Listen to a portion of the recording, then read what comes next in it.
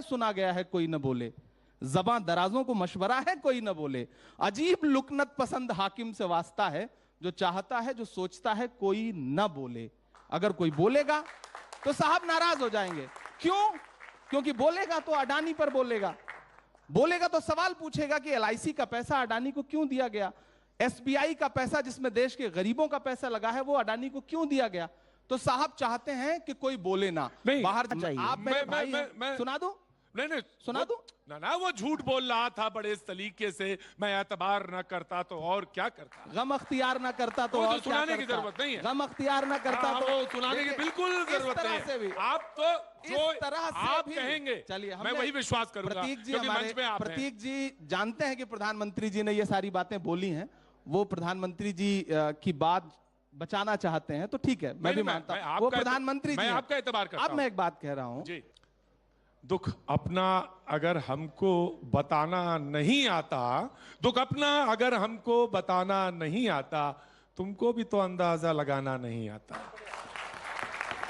मैं आपसे ही सबसे पहले आगाज करता हूं कि लोग कहते हैं कि आप नज्म, गजल, शेर बहुत अच्छे सुनाते हैं, लेकिन एक बात कह सकता हूं मैं कि न्यूज़ 18 इंडिया का माइक नहीं बंद होगा, आप सुनाना चाहें तो कोई शेर सुना सकते हैं। शुक्रिया ये आश्वस्त करने के लिए। हालांकि आज सुबह ही हम संसद में सदन ना चलने की कार्रवाई देख के आ रहे हैं, हमें उम्मीद है कि यहाँ माइक बंद नहीं होगा और कार्रवाई चलेगी देर तक, बहुत आराम से चलेगी, आप जैसे चलाना चाहेंगे वैसे चलेगी। दुख अपना अगर हमको बताना नहीं आता, दुख अपना अगर हमको बताना नहीं आता, तुमको भी तो अंदाजा लगाना नहीं आता।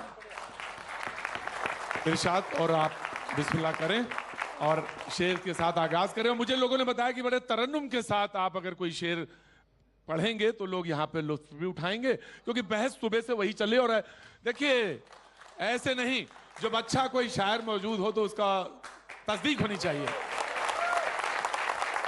देखिए प्रतीक जी, आदम गोंडवी जी का एक शेर है कि भूख के एहसास को शेरो सुखन तक ले चलो। जी, भूख के एहसास को शेरो सुखन तक ले चलो, या गजल को मुफलिसों की अंजुमन तक ले चलो। जो गजल माशूक के जलवों से वाकिफ हो चुकी, उसको अब बेवा के माथे की शिकन तक ले चलो। तो आज हम एक, मुझे लग रहा है कि एक अच्छी बहस के लिए बैठे हैं। तरन्नुम लायक माहौल देश में बचा तो है नहीं, बोलने जैसा कुछ छोड़ा नहीं है सरकार तो ने। नहीं तो क्रांति भी कहां हुई जा रही है? आप तो आदम गोंडवी से शुरू कर रहे हैं। अब जब हमारे क्रांतिकारी साथी सत्ता के साथ चले जाएंगे तो क्या होगा, कैसे क्रांति होगी? क्रांति करते करते लोग अगर क्रांति करना बंद कर देंगे तो कैसे काम चलेगा? लोगों ने कहा कि आप इधर थे और उधर चले गए, लेकिन मुझे प्रोफेसर वसीम बरेलवी का शेर मुझे आपके लिए याद आता है। उन्होंने कहा कि उसी को जीने का हक है इस जमाने में, उसी को जीने का हक है इस जमाने में, इधर का लगता रहे और उधर का हो जाए। देखिए, हर किसी को हर चीज कहने का अधिकार है। जी जनाब। लेकिन उन्होंने जैसे कहा कि कुछ क्रांतिकारी साथी जब चले जाते हैं, तो मैं तो यही मानता हूँ कि आप ऐसे क्रांतिकारियों को शायद संभाल नहीं पाए, और बहुत सारे लोग जो चाहते हैं कि इस देश का अच्छा हो, इस देश का फ्यूचर बेहतर बने, और इसके कारण अगर कुछ अच्छा फैसला लेना पड़ा है हम लोगों को, तो मेरा ये मानना है कि हम सब के लिए खुश नसीब है। और उसका परिणाम, जिस सांस में आज नरेंद्र भाई मोदी का नाम लेते हैं, उसी किसी जमाने में राहुल गांधी का भी लेते थे।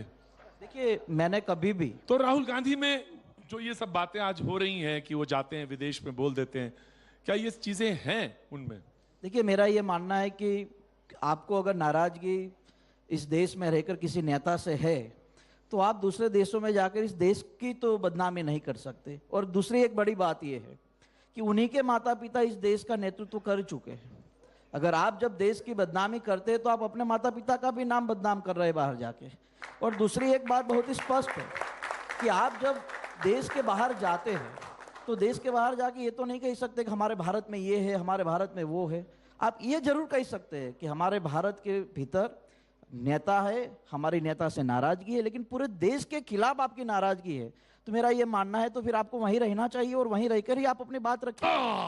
देखिए प्रतीक जी, देखिए जनाब, देखिए आप हैं शायर। हाँ हाँ, आप हैं शायर, देखिए और अभी शायर के पास सलीका होता है। उन्होंने कहा कि आपको रखने का सलीका नहीं आता। कि देखिए मुझे शायरी नहीं आती, लेकिन वो अर्ज करेंगे तो इरशाद जरूर करूंगा। अभी बहुत महत्वपूर्ण बात इन्होंने कही कि देश के बाहर जा करके देश के बारे में कुछ बुरा नहीं कहना चाहिए। बहुत अच्छी बात है। मेरा ख्याल है कि एक बार हार्दिक भाई को प्रधानमंत्री जी का प्रधानमंत्री रहते हुए शंघाई में, कैलिफोर्निया में, अमेरिका में, दोहा में तमाम उनके पुराने भाषण सुनने चाहिए, जिसमें वो कह रहे हैं कि भारत सपेरों का देश है, हिंदुस्तान में पैदा होना पाप है।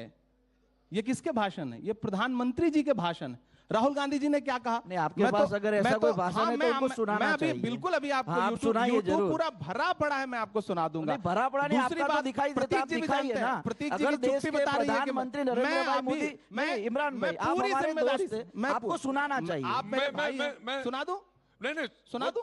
ना वो झूठ बोल रहा था बड़े तरीके से, मैं एतबार न करता तो और क्या करता। गम अख्तियार न करता तो वो और तो सुनाने की जरूरत नहीं है। गम अख्तियार न करता तो वो सुनाने की बिल्कुल जरूरत नहीं है। आप तो जो इस तरह से आप भी कहेंगे, चलिए मैं वही विश्वास करूंगा। प्रतीक जी क्योंकि हमारे मंच पे आप हैं। प्रतीक जी जानते हैं कि प्रधानमंत्री जी ने ये सारी बातें बोली हैं।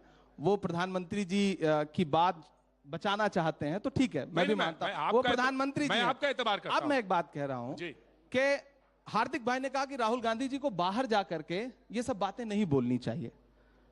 हार्दिक भाई, आपने राहुल जी का वो कैम्ब्रिज का भाषण पूरा सुना है? आज तक मैं ये नहीं समझ पाया कि पूरी भाजपा ने जो व्हाट्सएप यूनिवर्सिटी के जरिए ज्ञान उड़ेला, जिसमें कई कई मंत्री लगाए गए, अनुराग ठाकुर जी लगाए गए, स्मृति ईरानी जी लगाई गई, जगत प्रकाश नड्डा जी स्वयं कूद पड़े, आज तो हरदीप पुरी जी भी कल से कूदे हुए हैं।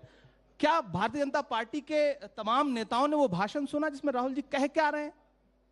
बस राहुल जी ने तो देश के विरोध में बात कर दी।